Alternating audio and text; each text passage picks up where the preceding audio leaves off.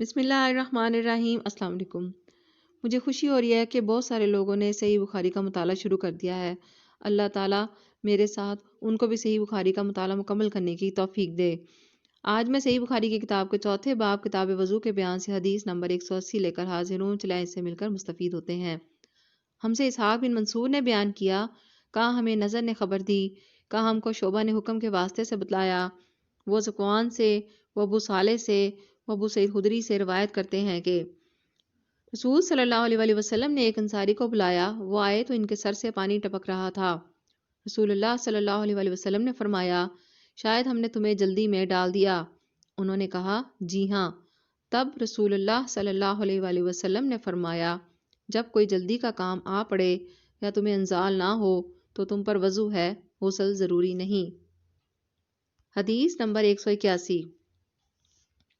ہم سے محمد بن سلام نے بیان کیا، کہا ہم کو یزید بن ہارون نے یحییٰ سے خبر دی، وہ موسیٰ بن عقبہ سے، وہ قریب ابن عباس کے آزاد کردہ غلام سے، وہ اسامہ بن یزید سے نقل کرتے ہیں کہ رسول اللہ صلی اللہ علیہ وآلہ وسلم جب عرفہ سے لوٹے تو پہاڑ کی گھاٹی کی جانب مڑ گئے اور رفع حاجت کی۔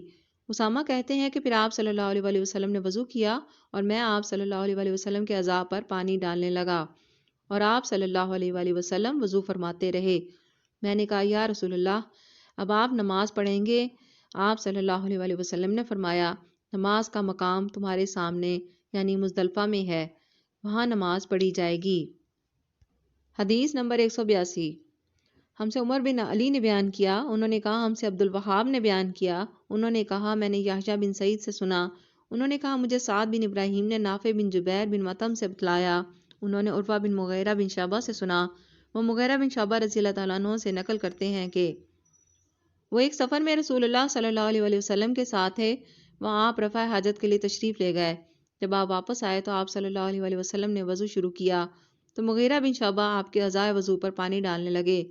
آپ صلی اللہ علیہ وآلہ وسلم وضو کر رہے تھے، آپ نے اپنے منہ اور ہاتھوں کو دھویا، سر کا مسح کیا اور موزوں پر بھی مسح کیا۔